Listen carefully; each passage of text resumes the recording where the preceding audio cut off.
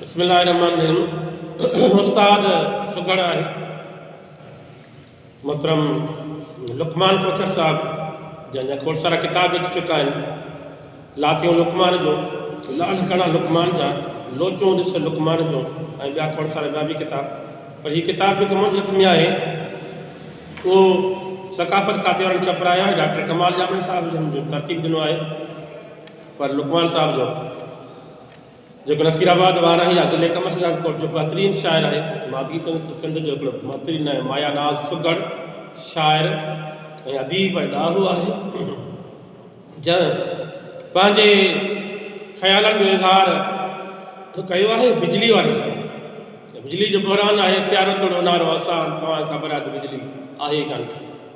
वाह जो बिजली तुंहिंजो बरण वाह जो बिजली तुंहिंजो बरण उन्हीं में उन्हीं बरण खां सुठो मरण।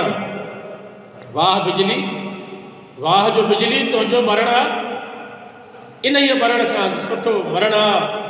24 कलाक चटनि तुंहिंजा 24 कलाक चटनि तुंहिंजा वॾा ही अंदर में हिन फट तुंहिंजा मिंट बि तुंहिंजो अचण वञण।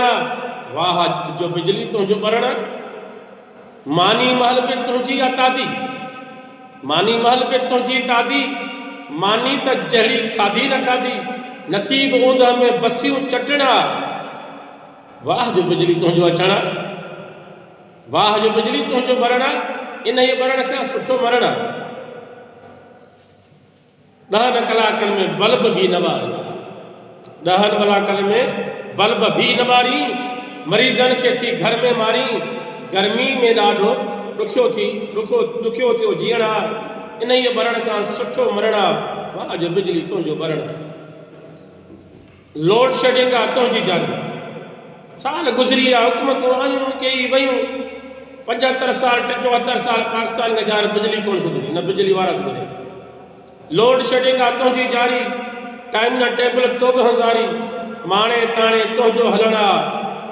वाह जो बिजली तुंहिंजो बरण इन ई बरण खां सुठो मरण। दर्ज़ी वेठा दुआऊं घुरनि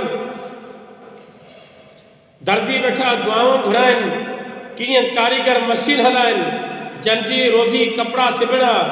वाह जो बिजली तुंहिंजो अचण वाह जो बिजली तुंहिंजो बरण उन ई बरण खां सुठो मरण। नकी चाढ़ियूं नकी पुसायूं नकी चाढ़ियूं नकी पिसायूं अटे बिना कीअं मानी पचायूं बुख तो मारियो कहिड़ो बचणा। वाह जो बिजली तुंहिंजो बरण इन ई बरण खां सुठो मरण।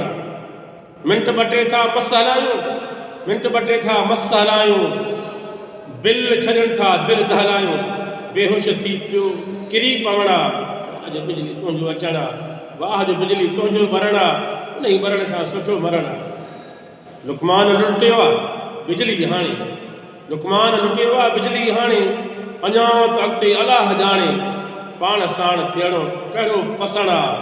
वाह जो बिजली तुंहिंजो बरण इन ई बरण खां सुठो मरण इन ई बरण खां सुठो मरण इन ई बरण खां